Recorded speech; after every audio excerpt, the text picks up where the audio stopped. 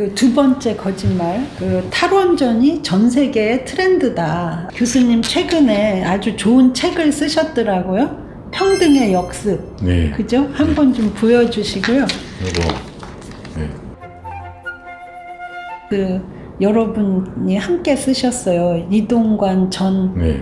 그 청와대 홍보수석이시고 윤창현 우리 저 교수님 그죠? 네, 시립대. 그리고, 예. 그리고 김대호 교수님 사회 디자인 연구소. 네. 여기 우리 저 주한규 교수님 제가 성함도 앞에 있어야 되는데. 저는 제일 뒤에 있습니다. 네. 그래서 네. 주한규 교수님께서는 지금 평등의 역습 저 책에서도 그 탈원전 정책의 문제점을 지적하셨겠죠, 네, 그죠? 그렇습니다. 좀 간략히 소개를 해주시죠. 예. 지금 이제 우리가 뭐 헌법적 가치 이렇게 얘기하면은 자유와 평등. 그다음에 이제 뭐 경제 정책 이런 거 할 때는 성장이냐 분배냐 뭐 이런 거가 이제 대립을 하잖아요. 근데 지금 이제 현 정부에서는 평등에 더 방점을 두고 분배에 더 방점을 두고 그렇죠. 그래서 이제 뭐 소득 주도 성장이라든지 최저임금 이제 그다음에 또 우리 쪽 이 에너지로 오면 에너지 민주주의를 구현하기 위해서 탈원전을 해야 된다. 뭐 이런 그 평등의 그런 가치를 추구하는데 그것이 당초에 예상했던 것보다 추구하던 그런 가치를 실현시키는 것보다 그 반대로 역작용이 더 심하게 나타난다. 지금 뭐 소득주도 성장 같으면 이제 최저임금을 올리다 보니까 이제 자영업자의 그런 그 폐업도 많아지고 실제로 최하위 그 소득자들의 그 소득을 높여주겠다는 목적으로 했는데 오히려 그 최하위 소득자들의 그 소득은 더 낮아졌고 또 양극화도 더 이제 심해졌고 그렇죠. 이런 결과가 이제 나왔고 또 그다음에 이 탈원전 관련해서는 에너지 민주주의라는 게 일단 이제 그 과거에는 이제 그 개발 위주의 그런 정부에서는 정부 전부가 그 에너지 개발기 전원 개발 계획에서 원전도 어디다 강제로 짓게 하고 뭐 이런 폐단이 있었는데 지금은 이제 소비자가 그런 그 발전원을 이제 짓는데 분산시켜서 이렇게 짓는 거 이제 태양광 같은 게 그 대표적인 거죠. 이런 걸 통해서 하고 또 뭐 소비자가 선택권을 갖게 어디 저 농촌 자기는 원자력 발전소에서 오는 전기가 아니고 어디 저 새만금 태양광에서 오는 걸 사겠다 좀 비싸더라도 그런 선택권을 주자 뭐 이런 게 이제 에너지 민주주의거든요. 근데 결국은 그게 에너지 민주주의가 아니고 에너지 자본주의로 나타났습니다. 왜냐하면 지금 농촌 태양광 이런 거 제대로 하려면 뭐 ES에 쓴 거 갖춰서 하려면 3억 정도 있어야 되거든요. 100kW. 그럼 이제 수익이 상당히 납니다. 한 10% 연. 그거는 이제 투자해서 불로소득을 하는 거예요. 돈이 어느 정도 있는 사람이 불로소득을 얻을 수 있는 그런 걸로 바뀌었어요. 그러니까 에너지 민주주의가 아니라 에너지 자본주의로. 예. 그리고 그 수익이 난다는 게 이제 국민들께서 이게 오해가 있으실 수 있는데 이게 보조금 장사지. 그렇죠. 그 보조금을 결국은 국민이 전기료든 지금 또 세금이든 이렇게 지금 이제 낼 수밖에 없는데 자본이 들어가는 것도 문제지만 이 자본가에 대해서 정말 가장 가난한 사람 서민도 그 돈을 들여서 그렇죠. 전기는 보조금을 이제 주는 그게 이제 구조적인 문제입니다. 네. 그래서 그 이제 역습이다. 그리고 그렇죠. 또 하나는 그 이제 재생 에너지 이런 것을 확대하는 가장 큰 목적이 이제 지구 온난화를 막고 환경을 보호하자 이런 취지로 하는 것인데 오히려 산을 막 깎아서 국토를 훼손하고 그리고 산을 깎으면 나무가 없어지잖아요. 그러면 이산화탄소 나무가 흡수할 수 있는 게 없어지는 거예요.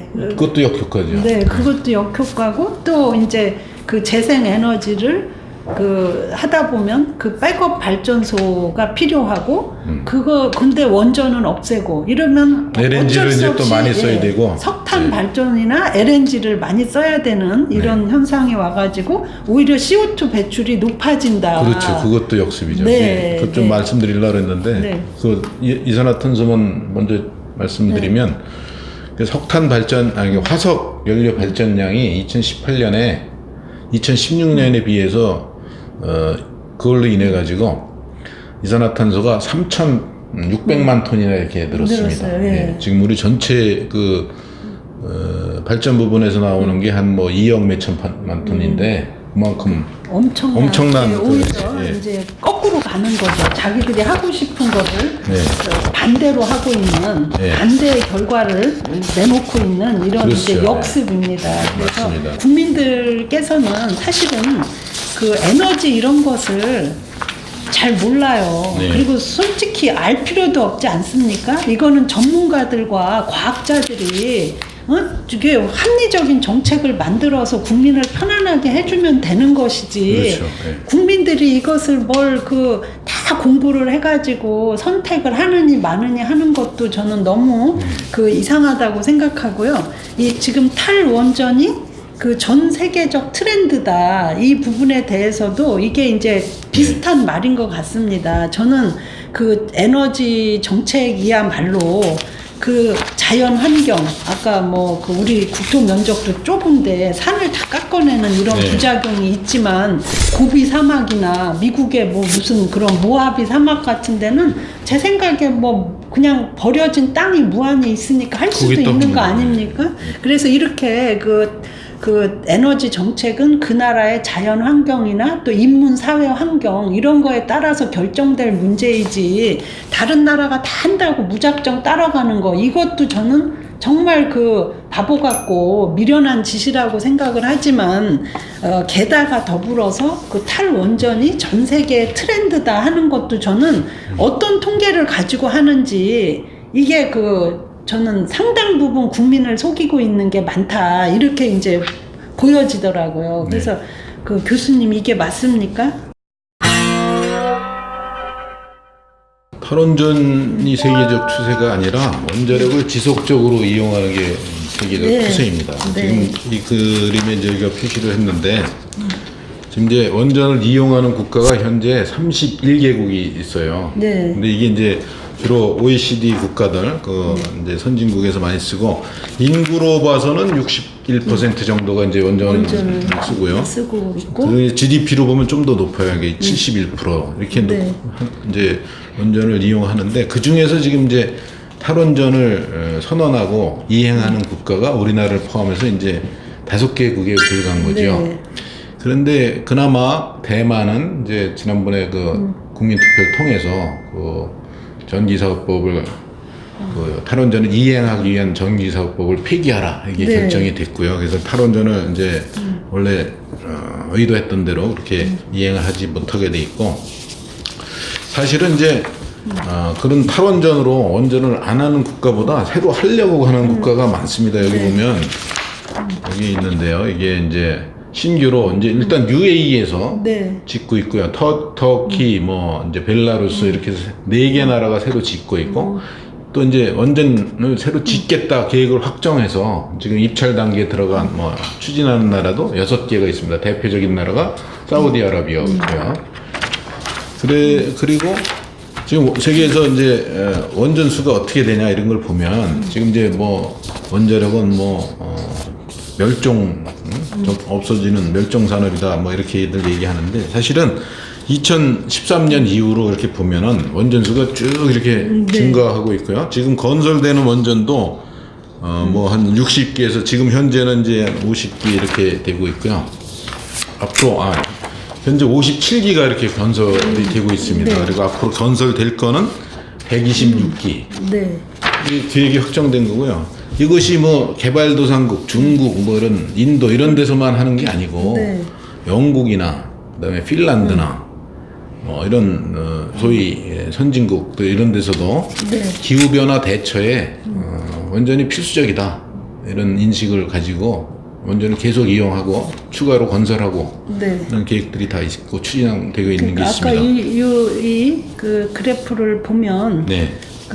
2011년도 요 무렵에 조금 그렇죠. 요거는 이제 줄어드는 그때 것이 이제 때 후쿠시마 네. 그 사고가 정말 이제 원전 산업에 큰 이제 타격을 준 것은 사실이죠. 네. 그런데 일본도 지금 원전을 재개한다는 거 아니겠습니까? 그렇죠. 예. 그 사고 직후에 전체 원전을 이제 다 끈 적이 있잖아요. 이제 원전 제로를 추구했었죠. 예. 그때 이제 그 원전을 다 끄고 이제 안전 검사를 다 한다. 이제 이렇게 얘기를 하더라고요. 그래서 제가 그 후쿠시마 원전을 갔다 왔어요. 네. 거기서 이제 물었더니 그 사람들 주장은 자기들은 한 번도 탈원전을 선언한 적이 없다고 하는 거예요. 근데 그 전에 네. 원전 제로로 이렇게 추진한 그 선언한 총리가 있죠. 예. 그 사람이 이제 그만뒀지만. 그런데 이제 우리나라의 그 원안이 같은 데서 네. 자기들은 큰 사고가 났으니 그 안전성을 검사해서 네, 이제 안전하면 다시 키기로 한 거다. 이런 이제 주장을 하면서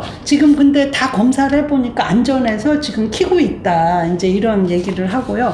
그리고 또 이제 너무 그 원전을 다 꺼보니까 이제 전기 요금이 올라가고 해서 부담이 너무 컸다. 이제 이런 그 얘기도 하고 있습니다. 근데 아까 그 교수님께서 그 원전을 이제 새로 시작하고 이런 나라들 보니까 지금 하지 못하고 있는 나라들이 보면은 하고 싶어도 기술이 없어서 못하는 나라가 많은 것 같아요. 이걸 다 이제 수입을 해서 써야 되다 보니까. 물론 이제 기술이 없으니까 수입을 해야 되죠. 네. 그렇지만 그 운영을 하려면 네.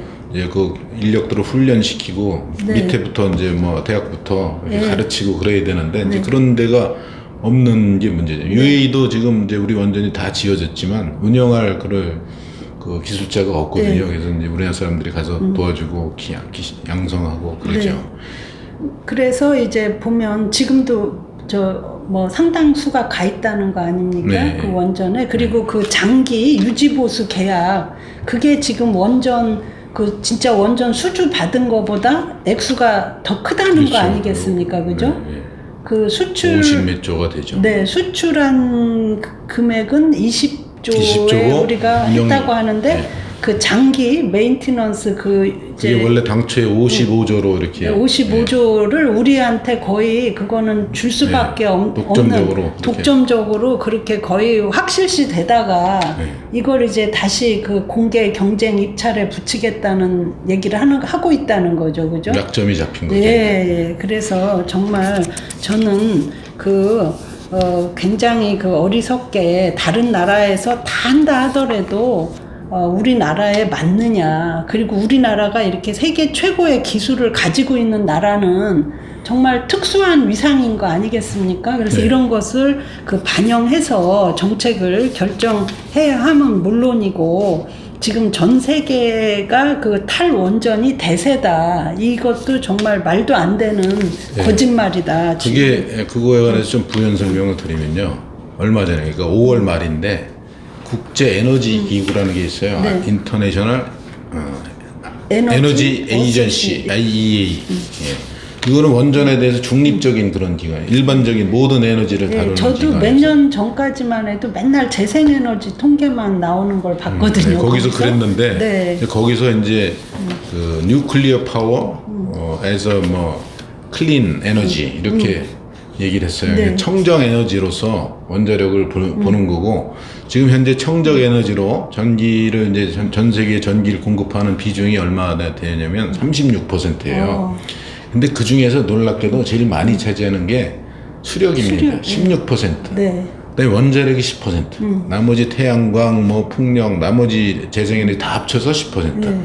근데 그거를 이제 우리 기후 변화에 효과적으로 대처하기 위해서는 지금 36%를 85%까지 2040년까지 그렇게 늘려야 된다. 네. 그러려면 원전도 지금 발전량에서 80% 정도 더 늘려야 되고, 그거를 이제 실현하는 방법으로 신규 원전을 짓고, 그다음에 이제 가동 원전을 이제 그 운영 허가 기간을 연장해서 계속 운전을 하는 거, 이런 거를 각국이 추진하라라는 권고안을 이렇게 낸 겁니다. 네. 그리고 아까 말씀하신 대로 그 각국마다 그 상황이 다르다고 했잖아요. 그래서 이제 에너지원들이 여러 가지 있지 않습니까? 뭐 원자력, 화력 뭐 등등이 있는데, 말씀하신 대로 각국마다 다 상황이 틀리죠. 그래서 대표적인 게 아이슬란드인데 거기는 뭐 재생에너지가 거의 100%예요. 네. 근데 뭐냐면 수력이에요. 예. 노르웨이도 오스트리아도 그렇고. 그래요. 오스트리아도. 예. 근데 우리나라는 이제 딱 이렇게 고립돼 있고 밤도로, 그다음에 이제 그런 지하 자원도 없고 또 이런 천혜의 햇빛이나 풍력 이런 것도 약하거든요. 그러니까 우리나라의 제 사정에 잘 맞는 에너지는 소위 그 기술과 머리로 할 수 있는 원자력 에너지거든요. 우리나라 딱 맞는 에너지고 그걸 이제 적정한 조합을 원자력만 물론 다 할 수는 없으니까 그런 걸 추구해 나가야 되는데 이 원자력을 완전히 배관시하고 악으로 보고 이렇게 그냥 하나도 안 하려고 그러는 게 문제죠. 그거는 정말 큰 나라의 미래를 위해서도 문제이고요. 저도 이제 최근에 제가 이 원전을 공부하면서 이 MIT 테크놀로지 리뷰라는 책을 정기 구독을 제가 하고 있습니다. 이제 좀 칭찬을 해주셔야 되지 않겠습니까? 제가 과학자도 아닌데 워낙 지성이 넘치시는 분이라 네, 영어잖아요. 다 네. 그래서 하여튼 제가 이제 이 책을 읽는데 미래의 10대 혁신 기술 여기에 그 빌 게이츠가 다른 사람도 아닌 빌 게이츠가 원자력만이 기후 변화를 막을 수 있는 그 유일한 그 해결책이다. 원전 기술이 더 확장돼야 된다. 이런 그리고 투자를 많이 하겠다. 이 분야에 이런 걸 밝혔더라고요. 그래서 그러니까 IEA라는 곳에서도 그 얘기를 했지만 지금 우리 대한민국은 또 자랑할 점이 그 원전의 그런 여러 분야의 원전, 여러 종류의 원전을 다 할 수 있는 게 자랑이다. 이렇게 저 장인순 박사님 제가 한번 이제 뵀더니 그거에 아주 큰 그 칭찬을 하시더라고요. 대한민국이 정말 어떻게 보면 산업이 잘 짜여져 있고 또 우리가 아까도 말씀하신 것처럼 특별한 에너지원이 없다 보니까 정말 온 두뇌를 쏟아서 그 만들어낸 이 원전에 이제 몰입을 하다 보니까 이렇게 그 세 가지의 모든 그 유형의 원전에 있어서 다 경쟁력을 갖게 된 게 아닌가 하는 생각으로 굉장히 자부심이 들더라고요. 제가 이 빌 게이츠가 2013년에 이제 우리나라 왔었어요. 제가 악수하고 우리 서울대 안내하고 그랬었어요. 근데 이제 원자력 때문에 온 거거든요. 그때 이 사람이 지금 개발하고 투자한 게 이제 소위 트래블링 웨이브 리액터 TWR. 그래서 원자로가 이제 연소가 이렇게 아래로 이동되면서 이렇게 하는 오랫동안 쓸 수 있는 그런 신개념 이제 원자로를 개발하고 있는데 그걸 한국에서 이제 먼저 시연을 하고 싶다. 그랬는데 이제 그때 이제 그 원자력 연구소 정부 이런 데하고 이제 협상이 좀 덜 돼가지고 조건이 안 맞아서 이제 중국으로 갔어요. 중국에서 먼저 그 데모 리액터를 만들기로 했는데 요새 이제 미국하고 중국이 또 사이가 안 좋으니까 우리에게 또 기회가 오는 건데 우리가 탈원전 안 하면은 지금 이제 탈원전을 하면서 미래 원자로 소위 이 사람이 하는 거는 그 소디움 패스트 리액터라고 하거든요. 나트륨을 이제 냉각제로 쓰는 그런 고속 원자로인데 이 SF 그 소디움 패스트 리액터 SFR이라고 그러는데 그 연구가 그냥 중단되게 됐어요. 이제 우리나라에서도 지금 현재 상황에서는 이 TWR을 데모를 여기서 만들고 그럴 가능성이 현재로서는 굉장히 적은 거죠. 너무나 안타깝습니다. 이게 다 그 우리가 사실 반도체가 세계 1위다 하지만 이렇게 그 완벽하게 사실 경쟁도 훨씬 없는 거잖아요. 완전히 블루 오션이잖아요. 반도체 원자력은 지금 우리가 워낙 월등하게 탁월하게 잘 되어 있으니까 그래서 제가 볼 때 지금 전 세계 트렌드가 뭐다. 우리가 지금 설령 그게 유행이라 해서 못하는 사람들이 안 하는 걸 가지고 유행이다 이렇게 따라가서는 안 되고 저는 지금이라도 한시박비 이 정부가 그 탈원전 정책을 좀 버리고 우리 저 원전 산업을 추스린다면 정말 블루 오션을 맞을 거다. 저는 이런 그 생각이 듭니다. 이것도 반박 불가한 거 아니겠습니까? 맞습니다. 제 주장이. 절대 반박 불가한을 붙여야 되겠네요. 네, 그렇습니다.